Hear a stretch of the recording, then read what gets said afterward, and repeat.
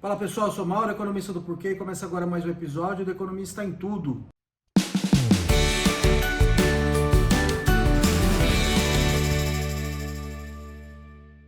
Hoje eu vou falar da inflação americana. A inflação americana deu uma espichada aí nos últimos meses.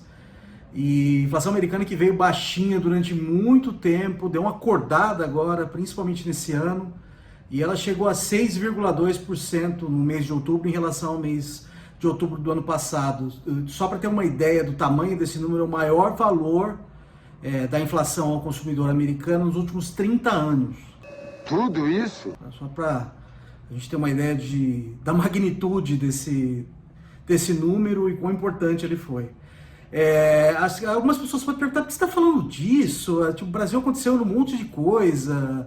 Por que vai falar de inflação americana? Inflação americana afeta o Brasil, sim. O primeiro aspecto a gente olhar é o seguinte: a inflação está alta aqui, tá?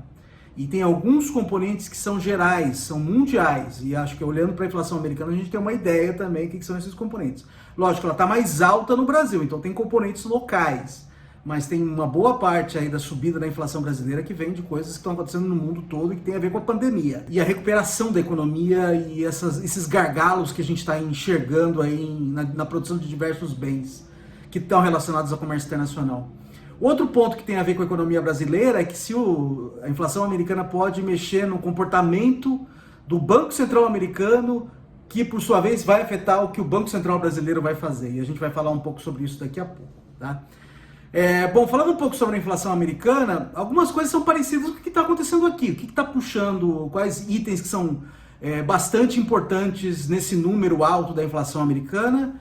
Combustíveis, energia, alimentos, coisas que quando a gente olha para a nossa inflação estão ali também. E esses itens eles têm um peso muito grande no índice de inflação e acabam puxando a média dos preços para cima, então o índice acaba se comportando dessa forma, tá?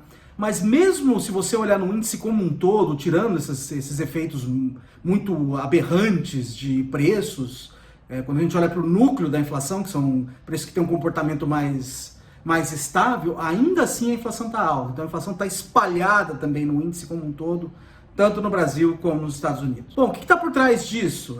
Como eu falei, alguns itens são importantes, mas tem outras coisas que estão relacionadas à pandemia, à recuperação da economia durante a pandemia, né? A gente está enxergando na produção de diversos bens gargalos, tá? Então, hoje, diversos produtos, principalmente industrializados, eles passam por o que a gente chama de cadeias globais de valor. Então, eles são produzidos, estágios de produção deles ocorrem em países diferentes, tá? O que acontece? Se você tem um problema em determinado país que está associado à pandemia, por exemplo, fecha tudo lá, um estágio da produção fica prejudicado, você prejudica a produção do produto como um todo, tá? Então esses gargalos eles estão aparecendo ainda mais porque a demanda voltou a subir, né? Porque você tem a recuperação mundial. E aí com a oferta prejudicada desse jeito, com falta de insumo, oferta prejudicada desse jeito, os preços tendem a subir de diversos produtos. Outra coisa, não é só a oferta, a demanda também está super alta. Primeiro, por causa da recuperação.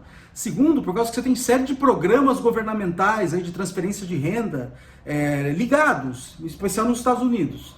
E a política fiscal, gastos e impostos nos Estados Unidos são totalmente frouxos, né? Tudo isso contribui para aumentar a demanda por produtos.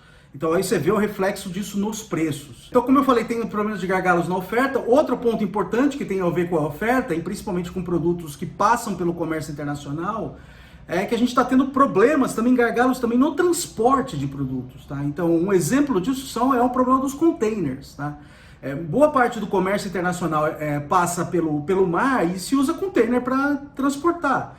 E com a pandemia, muitos desses containers não voltaram, tá? Eles ficaram ou travados em alguns portos, ou em locais em que o comércio não é muito importante, ou até foram parar fora dos portos, longe do mar, tá?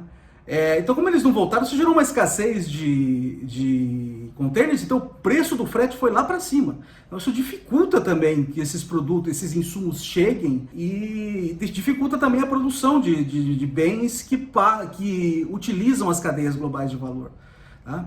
Então esse é realmente um problema que está associado à pandemia. Outra coisa importante que a gente enxergou com a pandemia, agora do lado da demanda, foi a mudança na composição da demanda. Os consumidores hoje eles consomem muito mais bens e menos serviços, tá? Principalmente bens duráveis. O que é bens duráveis? Eletroeletrônicos, móveis, automóveis, tá? Então a composição mudou e as pessoas hoje consomem menos serviços, tá? As pessoas não voltaram ainda àquela vida normal, tá? E muito os bens, eles têm um conteúdo que tem muito a ver com o comércio internacional, então eles passam mais pelas essas cadeias globais de valor que estão interrompidas e que estão com esses problemas de gargalos. Os serviços, menos, né, porque eles têm muito mais um conteúdo local. Então hoje a pessoa compra uma TV gigantesca para assistir filme em casa e vai menos ao cinema, por exemplo. Isso aí aumenta a demanda por TVs e faz com que TVs, por exemplo, passam por produção em diversos países e dependem de insumos internacionais e assim por diante. Tá? Então isso aí também tende a potencializar o efeito. Então, na hora que a gente olha para a inflação está pegando muito mais forte em bens duráveis, mas muito forte mesmo, e menos em serviços, por exemplo, que está em linha com essa ideia de mudança na composição da demanda e em favor de produtos que são mais intensivos nessas cadeias globais de valor em comércio internacional, que é onde estão os gargalos mais fortes. A gente já está vendo esses efeitos há um tempo, tá? A gente achou que ia ser mais rápido, tá? Que essas gargalos fossem se resolver mais rápido. Acho que a maioria dos economistas achou que isso aí tenderia a gerar uma inflação só temporária. Só que está persistindo e a gente não tem ideia quando isso vai ser resolvido, tá? Então acho que um problema para o futuro é essa inflação persistir, começar a contaminar expectativas de inflação e aí ela acaba se estendendo durante muitos períodos e demanda principalmente agora a atenção do Banco Central Americano, do Fed. Tá? Então, o Banco Central Americano está mantendo a taxa de juros básica da economia lá no zero, muito tempo já, por causa da pandemia, né? E a economia foi lá para o buraco, manteve. E agora, ninguém sabe direito quando vai voltar a subir, mas a expectativa agora é que volte a subir rápido. Então, dá para esperar aí o Fed agindo logo para subir, para normalizar essa taxa de juros, e ajudar a segurar um pouco a demanda, no caso, para que os preços não subam tanto. E isso aí tem impacto no Brasil, né? Então, se sobe, os Estados Unidos é um país super importante no mundo, e principalmente em fluxos financeiros. Se sobe o juro nos Estados Unidos, além dos Estados Unidos, também o título da dívida pública americana é um título seguro, né? E começa a atrair mais capital para lá, e aí isso aqui sai capital do Brasil e o dólar sobe, né? O preço do dólar sobe aqui no Brasil. Porque sai dólar. Isso aí tende a contaminar a inflação, né?